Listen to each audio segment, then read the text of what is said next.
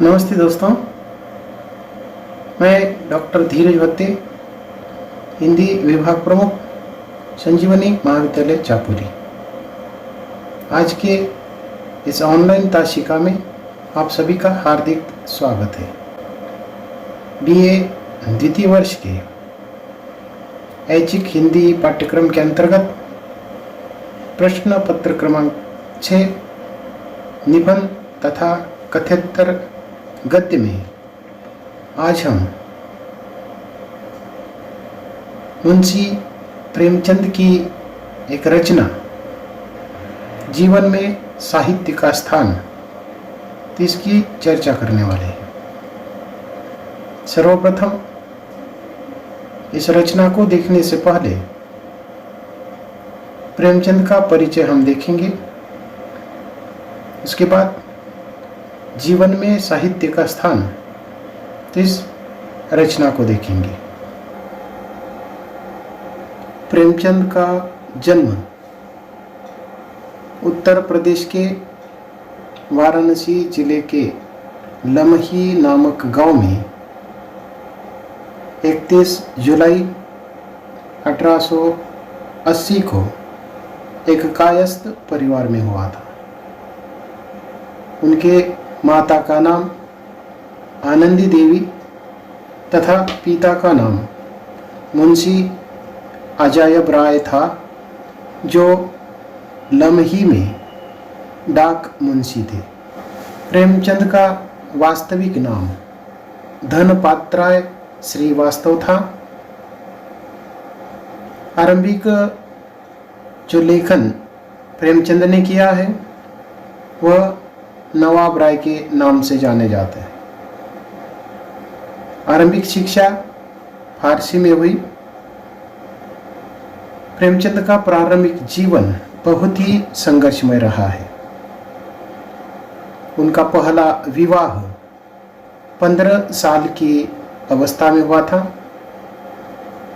1906 में उनका दूसरा विवाह शिवरानी देवी से हुआ, जो बाल विधवा थी। वह एक सुशिक्षित महिला थी। शिवरानी देवी ने कुछ कहानियां और प्रेमचंद घर में शीर्षक नाम से पुस्तक भी लिखी है। प्रेमचंद हिंदी और उर्दू के सर्वाधिक लोकप्रिय उपन्यासकार, कहानीकार एवं विचारक थे। अपने दौर की सभी प्रमुख उर्दू और हिंदी पत्रिकाओं जैसे जमाना, सरस्वती, माधुरी, मर्यादा, चांद, सुधा आदि कई सारी पत्र पत्रिकाओं का उन्होंने संपादन भी किया है। हिंदी समाचार पत्र, जागरण तथा साहित्यिक पत्रिका हंस का प्रेमचंद ने संपादन और प्रकाशन भी किया है। इसके साथ ही प्रेमचंद फिल्मों की पटकथा लिखने के लिए कुछ दिनों के लिए मुंबई आए थे और वहां लगभग 3 वर्षों तक वे रह चुके। 1906 से लेकर 1936 के बीच प्रेमचंद द्वारा लिखा गया साहित्य, जो 30 वर्षों का सामाजिक सांस्कृतिक दस्तावेज रहा है। 1921 में असहयोग आंदोलन के दौरान महात्मा गांधी के सरकारी नौकरी छोड़ने के आह्वान पर प्रेमचंद ने स्कूल इंस्पेक्टर पद से 23 जून को त्यागपत्र दे दिया था। इसके बाद उन्होंने लेखन को अपना व्यवसाय बना लिया। इसके साथ ही मर्यादा, माधुरी आदि पत्रिकाओं के वे संपादक पद पर भी कार्यरत रह चुके हैं। इसी दौरान उन्होंने प्रवासी लाल के साथ मिलकर सरस्वती प्रेस को खरीदा। साथ ही हंस और जागरण पत्रिका को भी उन्होंने चलाया है। ये जो प्रेस है उनके लिए व्यावसायिक रूप से लाभप्रद सिद्ध नहीं हो चुकी। उसके बाद उन्होंने 1933 में अपना जो ऋण है उसको लौटाने के लिए उन्होंने मोहनलाल भवानीलाल के सिनेटोन कंपनी में कहानी लेखक के रूप में काम करने का प्रस्ताव उन्होंने स्वीकार कर लिया था। इसके साथ ही फिल्म नगरी जो मुंबई में फिल्मों की पटकथा लेखन करने के लिए आए थे वह भी उनको रास नहीं हुई। वे 1 वर्ष का अनुबंध भी पूरा नहीं कर सके और 2 महीने का वेतन छोड़कर मुंबई से बनारस लौट आए। जीवन के अंतिम चरण में उनका स्वास्थ्य निरंतर बिगड़ता गया। लंबी बीमारी के बाद 8 अक्टूबर 1936 को उनका निधन हो गया। प्रेमचंद के साहित्यिक जीवन का आरंभ 1901 में हो चुका था। जैसे कि इसके पहले भी मैंने बताया है कि आरंभ में वे नवाब राय के नाम से उर्दू में लिखते थे। उसके बाद उन्होंने 1908 ईस्वी सन में उनका पहला कहानी संग्रह सोजे वतन प्रकाशित हो चुका। देशभक्ति की भावना से ओतप्रोत इस संग्रह को अंग्रेज सरकार ने प्रतिबंधित कर दिया और इसकी सभी प्रतियां उन्होंने जब्त कर ली। तो इस सोजे वतन के लेखक नवाब राय को भविष्य में लेखन न करने की चेतावनी अंग्रेज सरकार के द्वारा दी गई थी। इसी कारण उन्हें अपना नाम बदलकर प्रेमचंद नाम से आगे उन्होंने लेखन शुरू किया। या अंग्रेजों के इस लेखन के जो लेखन न लिखने की जो चेतावनी है उसके कारण प्रेमचंद ने अपना नाम बदलकर हिंदी में लेखन शुरू किया। उनका यह जो नाम प्रेमचंद रखा गया है वह दया नारायण निगम ने रखा था। तब से प्रेमचंद नाम से उनकी ये जो लेखनी है चलती रही। प्रेमचंद के नाम से उनकी पहली कहानी बड़े घर की बेटी जो जमाना पत्रिका से दिसंबर 1910 के अंक में प्रकाशित हो चुकी थी। 1915 ईस्वी सन में उस समय की प्रसिद्ध हिंदी मासिक पत्रिका सरस्वती के दिसंबर अंक में पहली बार उनकी कहानी सौत नाम से प्रकाशित हो गई। 1918 ईस्वी सन में उनका हिंदी का जो पहला उपन्यास सेवा सदन प्रकाशित हो चुका था। इसकी अत्यधिक लोकप्रियता के कारण प्रेमचंद को उर्दू से हिंदी का कथाकार बना दिया गया। तो इस प्रकार उनके पहले उपन्यास सेवा सदन ने उनको अत्यधिक लोकप्रियता प्राप्त कर दिया। इसके साथ ही उसके बाद निरंतर उन्होंने कहानी और उपन्यास के क्षेत्र में लिखते रहे। लगभग सभी रचनाएं हिंदी और उर्दू दोनों भाषाओं में प्रकाशित होती रही है। उन्होंने लगभग 300 कहानियां और दर्जन से भी अधिक उपन्यासों की रचना की है।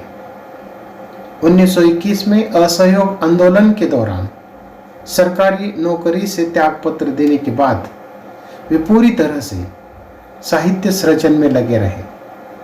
उन्होंने कुछ महीने मर्यादा नाम की जो पत्रिका है उस पत्रिका का संपादन भी किया। इसके बाद उन्होंने लगभग 6 वर्षों तक हिंदी पत्रिका माधुरी का संपादन शुरू किया।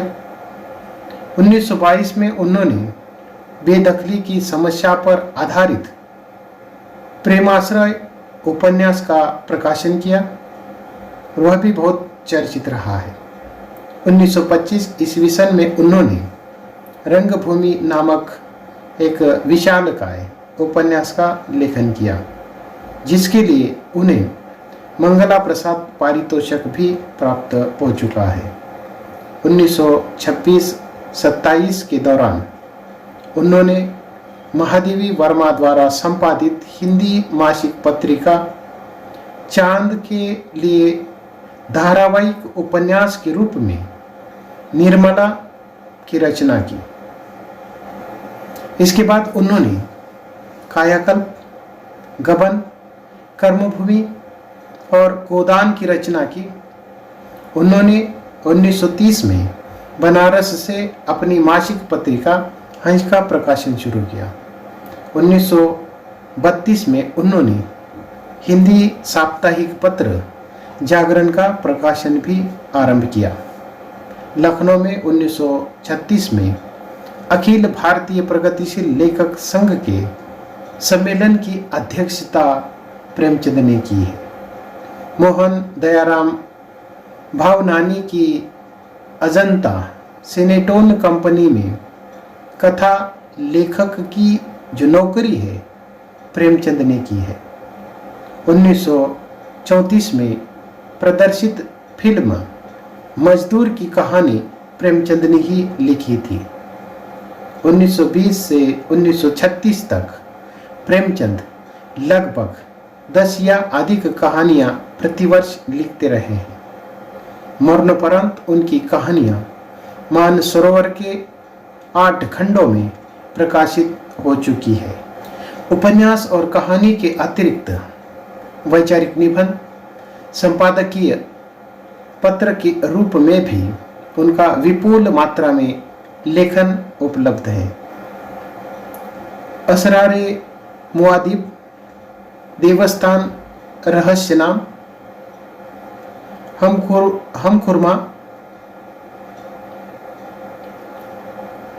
खुरमा व हम सवाब, प्रेमा, कृष्णा, रूठी रानी, जलवय इसार, तो इस प्रकार की कुछ कहानियाँ उर्दू और हिंदी में उन्होंने लिखी है।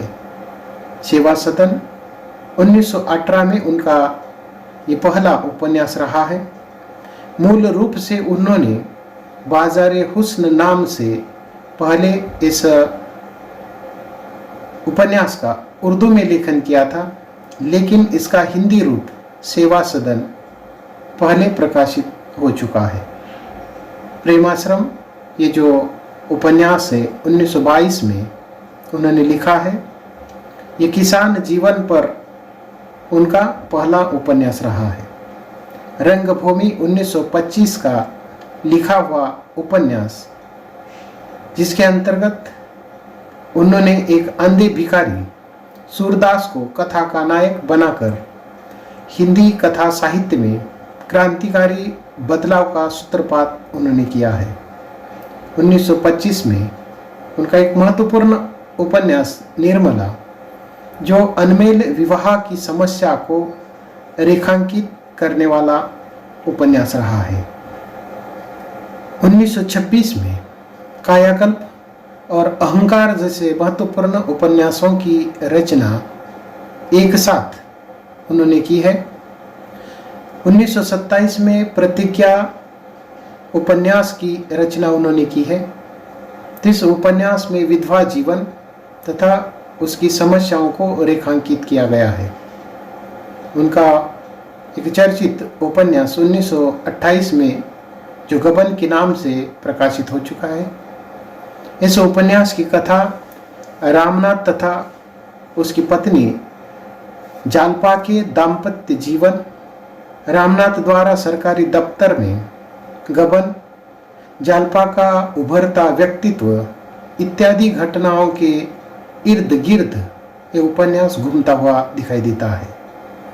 उनके जीवन का सर्वाधिक चर्चित जो उपन्यास गोदान रहा है, जिसकी रचना उन्होंने अपने जीवन के अंतिम चरण में 1936 में की है, यह उनका अंतिम पूर्ण उपन्यास रहा है, जो किसान जीवन पर लिखा हुआ ये अद्वितीय उपन्यास रहा है। इस पुस्तक का अंग्रेजी अनुवाद द गिफ्ट ऑफ काउ नाम से प्रकाशित हुआ है। उसके बाद मंगलसूत्र नाम का जो उपन्यास है, प्रेमचंद का अधूरा उपन्यास है। इस उपन्यास को उनके पुत्र अमृत राय ने पूरा किया है। इसके प्रकाशन के संदर्भ में अमृत राय ने जो बात कही है, तो उनके अनुसार इस उपन्यास का जो प्रकाशन है, लेखक के देहांत के अनेक वर्ष बाद अर्थात 1948 में इस उपन्यास का प्रकाशन हो चुका है। तो इस प्रकार प्रेमचंद ने अपने जीवन में उपन्यास, कहानी, नाटक, कथेतर साहित्य, संपादन, उसके साथ साथ विविध प्रकार के जो लेख है उन्होंने लिखी है। अनुवाद के क्षेत्र में भी उन्होंने महत्वपूर्ण भूमिका निभाई है। अनुवाद के क्षेत्र में प्रेमचंद एक सफल अनुवादक रहे हैं। उन्होंने दूसरी भाषाओं के जिन लेखकों को पढ़ा और जिनसे प्रभावित हुए, उनकी कृतियों का अनुवाद भी प्रेमचंद ने किया है। उन्होंने टॉलस्टॉय की कहानियाँ जो 1923 में जिसका प्रकाशन उन्होंने किया है, गाल्सवर्दी के 3 नाटकों का उन्होंने हिंदी और उर्दू के माध्यम से अनुवाद किया है, जिसके अंतर्गत हड़ताल जो 1930 में, चांदी की डिबिया 1931 में और न्याय 1931 में, ये उनकी अनुवादित 3 नाटक रहे हैं। उनका रत्ननाथ शरसार के उर्दू उपन्यास फसान ए आज़ाद का हिंदी अनुवाद आज़ाद कथा बहुत मशहूर हुआ। इस प्रकार उन्होंने उसका अनुवाद किया है। बाल साहित्य के क्षेत्र में भी उन्होंने लेखन किया है। राम कथा, कुत्ते की कहानी और दुर्गादास, ये बाल साहित्य की प्रमुख रचनाएं रही है। कुछ लेख उन्होंने लिखे हैं जिसके अंतर्गत उन्होंने अपने जो विचार हैं इन विभिन्न ग्रंथों के माध्यम से व्यक्त किए हैं, जिसमें प्रेमचंद विविध प्रसंग, प्रेमचंद के विचार जो 3 खंडों में उसको प्रकाशित किया गया है।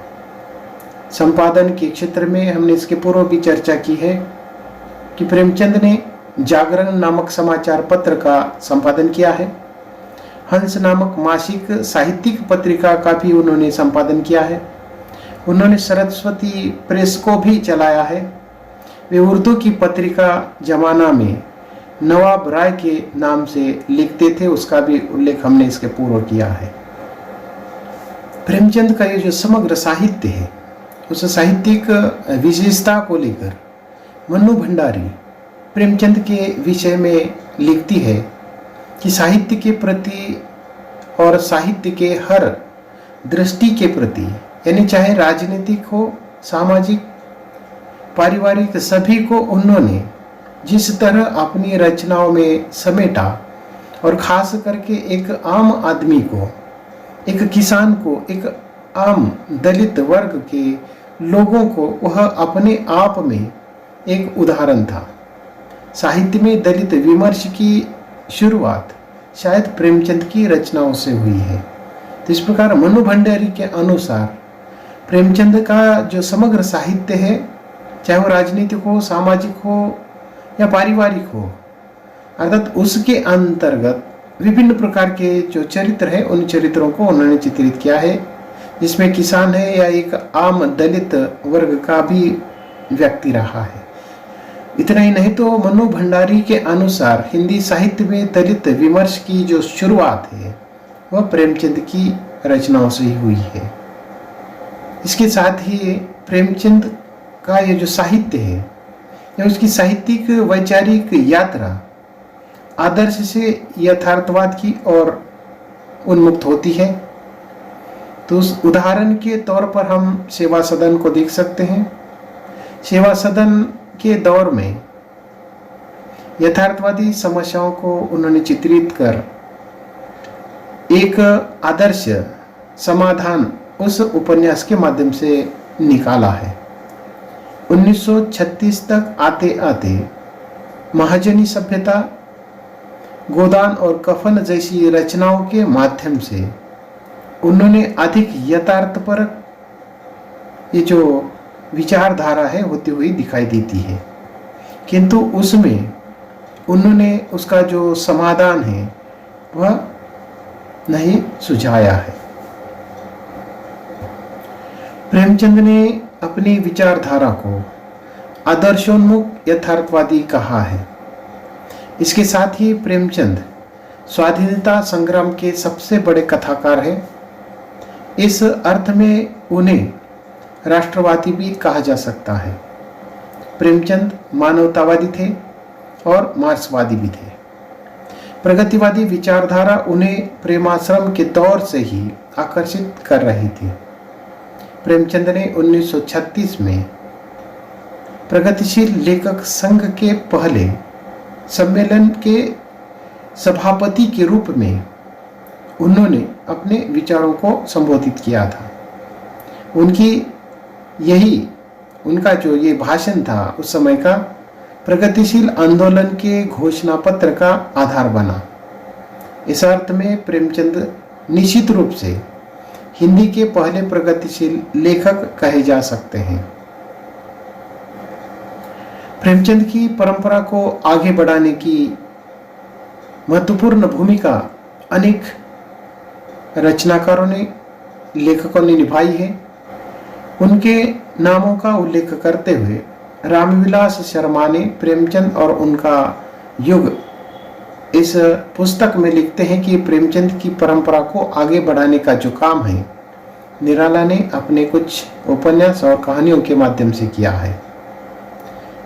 उस परंपरा की झलक को हम नरेंद्र शर्मा, अमृतलाल, नागर आदि की कहानियों और रेखा चित्रों में देख सकते हैं। बीबीसी हिंदी में प्रकाशित लेख स्वस्थ साहित्य किसी की नकल नहीं करता। इस रचना में या इस लेख में निर्मल वर्मा ने कहा है कि 50-60 के दशक में रेणु, जो फणीश्वरनाथ रेणु, नागार्जुन और इसके बाद श्रीनाथ सिंह ने ग्रामीण परिवेश की कहानियां लिखी। वो एक तरह से प्रेमचंद की परंपरा के तारतम्य में आती है। तो इस प्रकार प्रेमचंद की लेखन की जो शैली है या प्रेमचंद का जो साहित्य है या उसकी एक जो परंपरा है, इस परंपरा को कई सारे रचनाकारों ने आगे बढ़ाया है, जिसके अंतर्गत हम निराला का, नरेंद्र शर्मा, अमृतलाल नागर, उसके साथ साथ नागार्जुन है, फणीश्वरनाथ रेणु है, उन्होंने प्रेमचंद की इस परंपरा को आगे बढ़ाया है। इसके साथ ही प्रेमचंद के समग्र साहित्य पर आधारित अनेक विद्वानों ने लेखन किया है। प्रेमचंद की कई जीवनियां प्रकाशित हो चुकी है, जिसमें प्रेमचंद की 3 जीवनी परक पुस्तकें सर्वाधिक महत्वपूर्ण है। पहला जो पुस्तक है प्रेमचंद घर में, जो 1944 ईस्वी में जिसका प्रकाशन हो चुका है। इस पुस्तक को प्रेमचंद की पत्नी शिवरानी देवी के द्वारा लिखा गया है। तो इस पुस्तक में शिवरानी देवी ने प्रेमचंद के व्यक्तित्व के घरेलू पक्ष को उजागर करने का प्रयास किया है। 1905 ईस्वी सन में प्रेमचंद के नाती, तो इस दूसरे पुस्तक का प्रकाशन हो चुका है। और उसके बाद तीसरा एक महत्वपूर्ण जो पुस्तक है जो जीवनी परक रहा है, प्रेमचंद कलम का सिपाही, जिसका प्रकाशन 1962 में प्रेमचंद के पुत्र अमृत राय द्वारा किया गया है या अमृत राय द्वारा लिखा गया है। ये प्रेमचंद पर आधारित बृहद या विशालकाय जीवनी रही है, जिसे प्रामाणिक बनाने के लिए उन्होंने प्रेमचंद के पुत्रों का बहुत उपयोग किया है।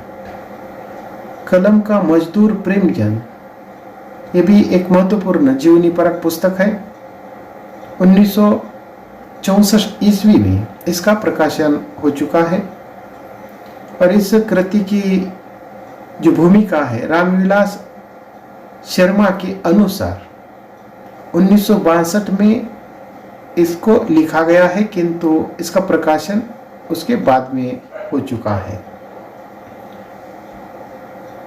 उसके साथ ही मदन गोपाल द्वारा रचित जो जीवनी है, मूलतः वह अंग्रेजी में लिखी गई है और उसका बाद में हिंदी रूपांतरण भी हो चुका है।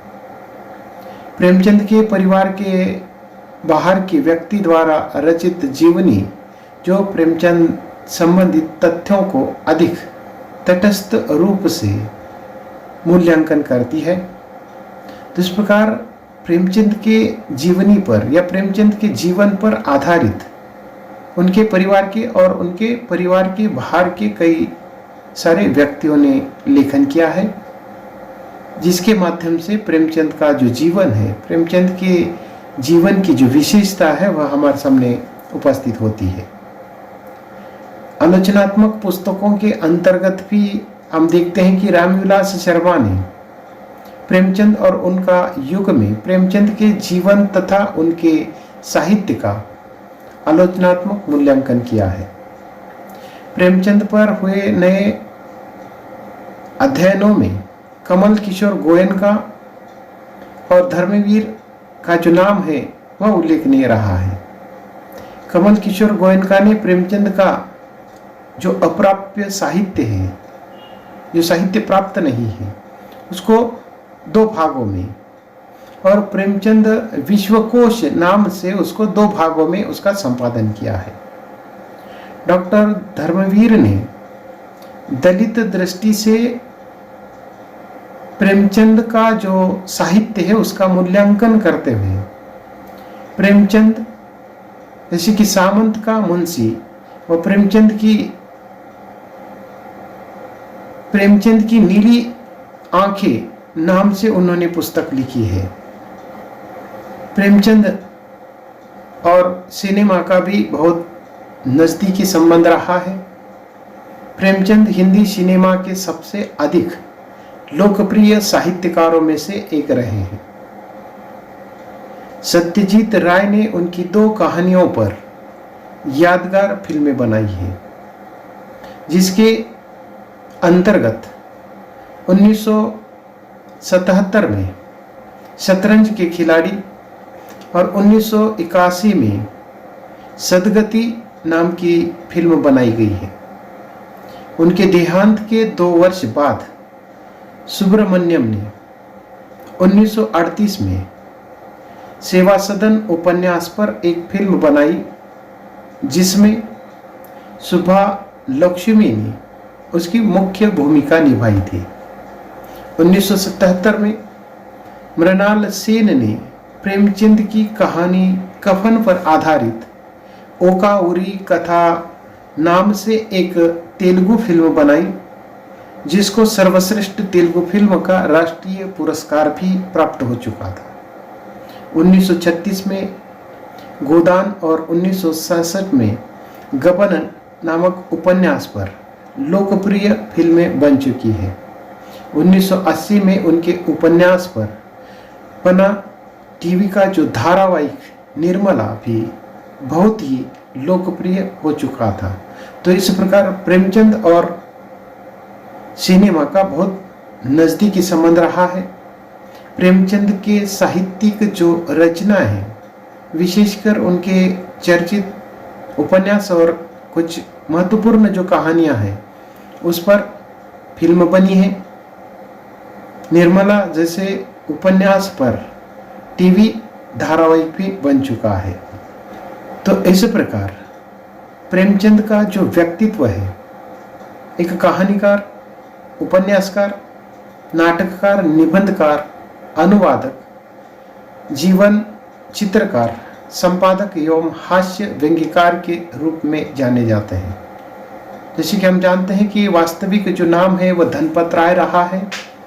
आरंभिक लेखन उन्होंने नवाब राय के नाम से किया है और आगे चलकर हिंदी में जो लेखन किया है वह प्रेमचंद के नाम से किया है। आज के लिए बस इतना ही। धन्यवाद।